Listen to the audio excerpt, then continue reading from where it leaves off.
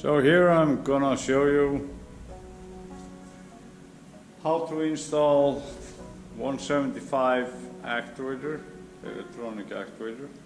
This is what you get.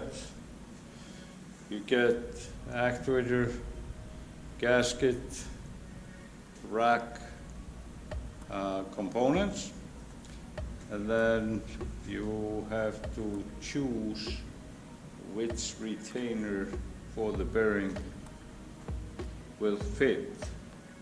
On this fuel pump, already taking the mechanical governor off. It's just screwing it off. It's something you can see for yourself.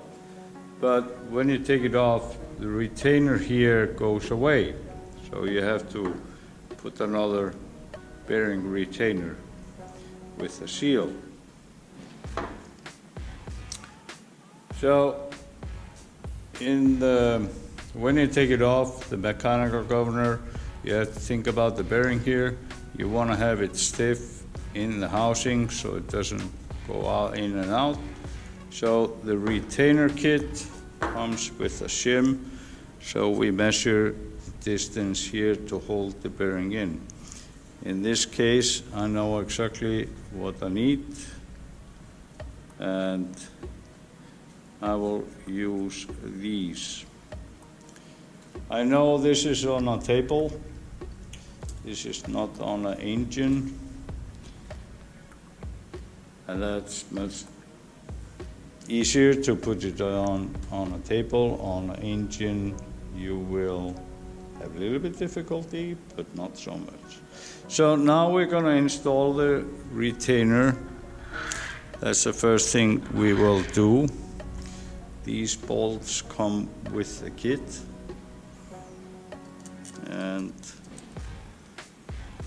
I'm gonna probably speed the video up so you don't get bored. And if it would be an engine, it would not move like this in cats, like this. Then we have set the bearing into place, and it should not leak oil by the bearing. And we have the gasket between here, and then we have seal on the shaft.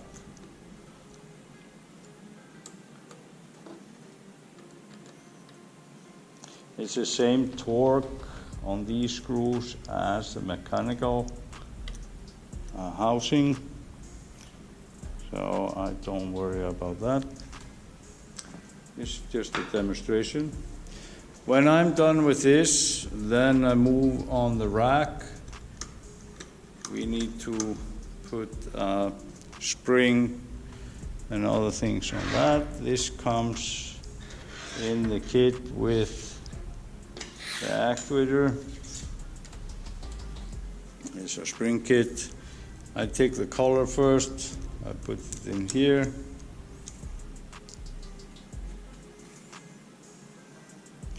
Then I put this adapter on the rack.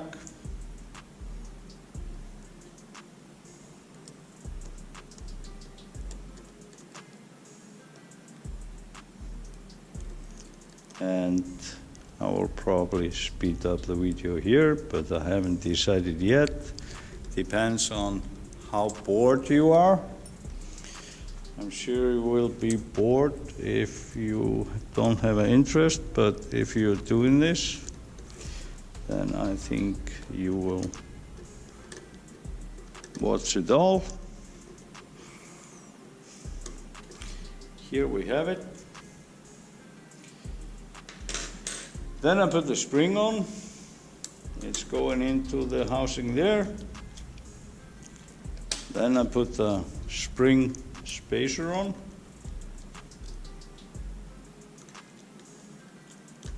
And remember, it goes this way. And that goes there. pull out the rack. This one is a little bit square, like you see. You see it? A little bit square. This is supposed to line up. This is the plate that will shut down the engine. And then the nut on.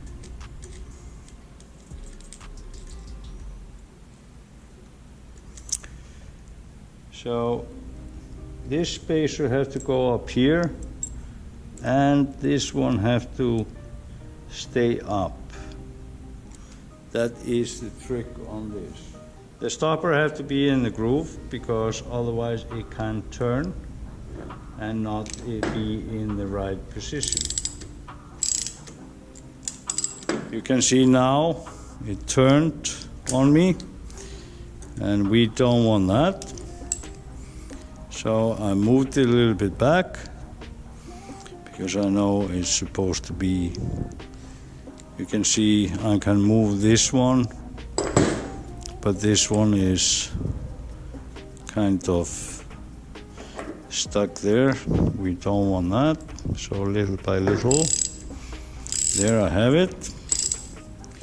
Can be a little bit tricky, but now this one will not move side to side. And now we have the rack ready. Now we have to put the actuator on. So when we are at this stage, the rack spring is on, the shut-off arm is on, the retainer is on. We have to prepare the actuator to put it on. So we have to start to open this cover up here, and we take all the screws out. I want this cover off. Now we will speed it up so I don't bore you.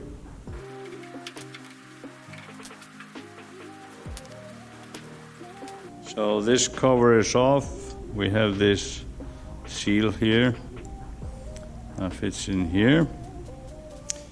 But in my mind, that's not enough. We have to take this cover also off.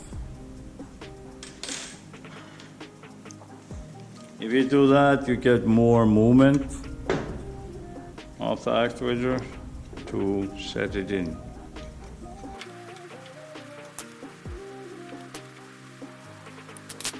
Now you can see you have a big movement on the arm there. And this one will go a little bit further out. And that means it's much easier to put it on. The tools you're gonna use is Allen wrench with a ball. This one I made myself, but you can also use this one. So we have the screws here, up here, and I would not worry about that. The thing is getting the screw in this hole and this hole. That is priority. And you can see how little gap you have between here, so that is what you have to be careful about. So one customer here told me a good trick, because I want to put this screw here and the hole here, but like you can see, it doesn't stick to it and get lost in the actuator. He told me, and I totally agree, put the grease on it. Then it will stick there. I will put the grease on the gasket so it will hold there and not run away or fall down when I don't want it to fall down. You don't have to use much. It's just to have it a little bit sticky. And then we put it on here, and it's there, the gasket. It's not going anywhere, but the thing we're gonna do extra here, I'm gonna put grease here.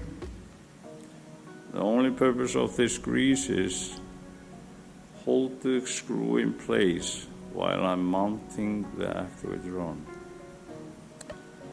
Okay, here I have a grease. It's gonna be messy, but that's okay. I'm sure the engine is messier. And then I take the other one and put a little bit of grease here, and I'll put the next one there. This video is not about to have it pretty, it's about getting the job done.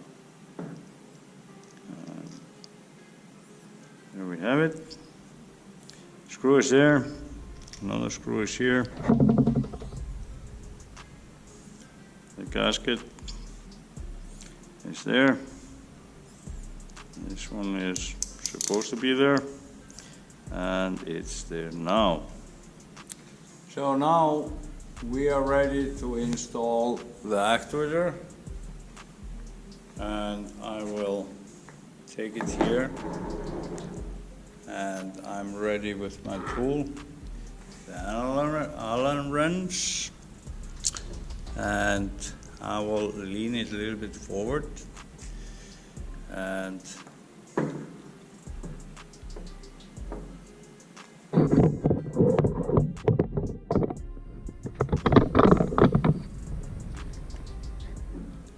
lean a little bit forward here, and it goes there, and then I put it in the hole here and into the screw, and then on the other side I do the same thing here. So first I line it up here on this one here. I look the other side, am I hitting it? And then I put the screw up there, and I go to the threads and I get it to catch, but I only go one turn, and then now I go here to the other one, same thing. I go to the bolt, and like I said before, it's easy on a table, but not so easy on a hot engine, but it's doable. I went 1 to 2 threads here. I went 1, 2 threads. Now I take it 1 thread, 1 thread, 1 thread. If you screw it all the way in, you will not have a space to finish it. It will be too tight space over there for the ball. So now I take it 1 thread, and here I do the same thing. I pull it a little bit out so I get the feeling for it, and I'm in there, and little by little it's going in, and it can be a little bit tricky, but it's all about feeling because you're working blind.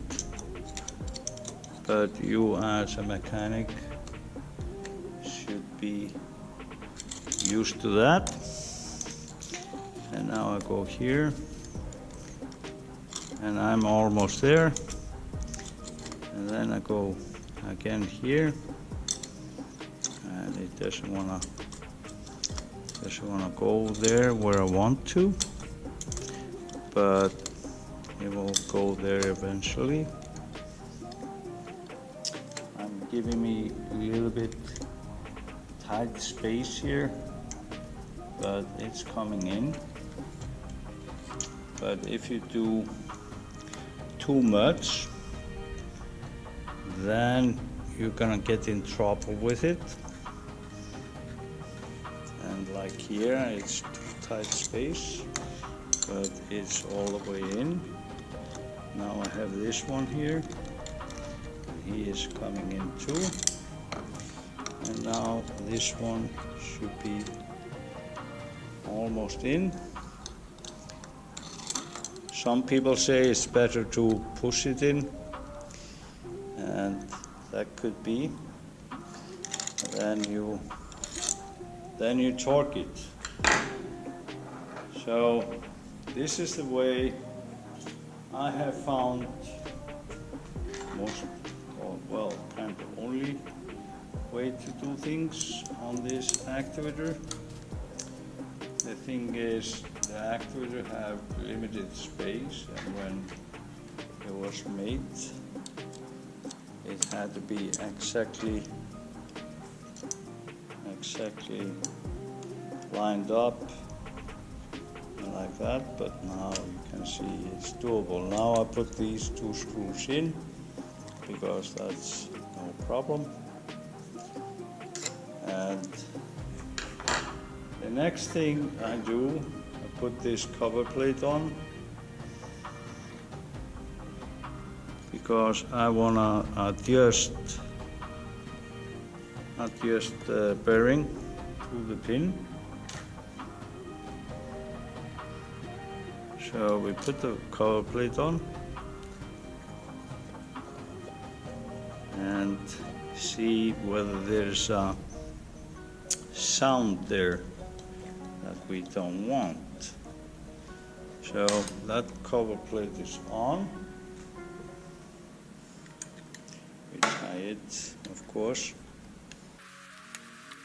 So when you have installed it and you hear clicking sound here like this, that means the bearing here is not all the way at the rack, and these two screws, you can adjust it.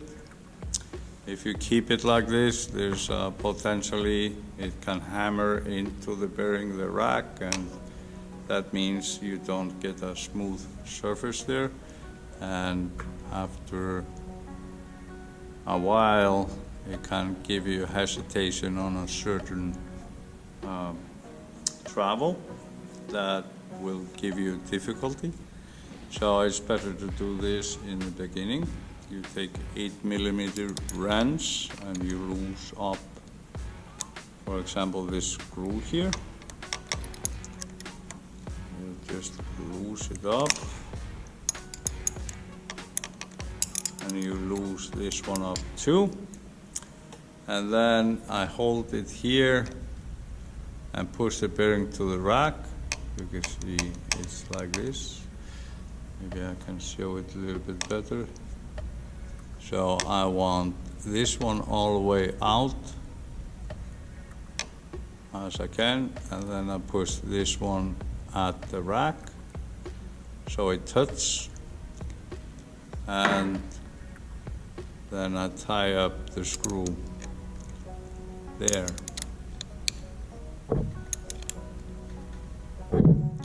And then also this one here.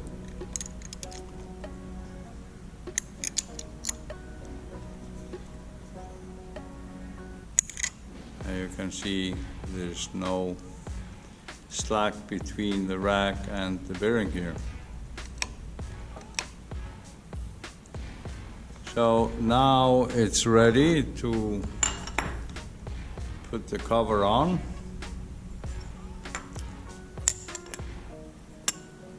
I'm not going to show you that, but I have an actuator on an engine that is very similar that I'm going to show you now.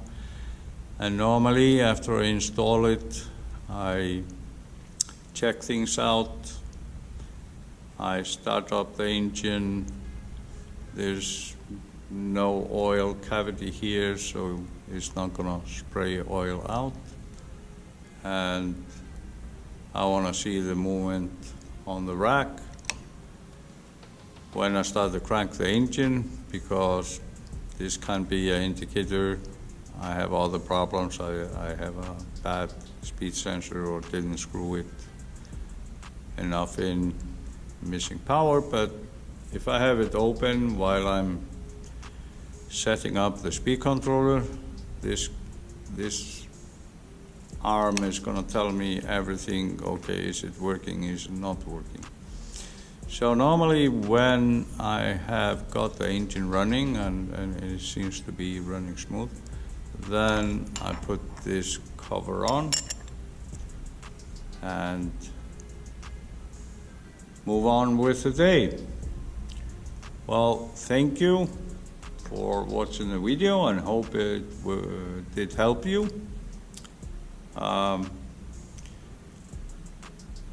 Like and comment below if there's any questions that I haven't answered in this video. Thank you.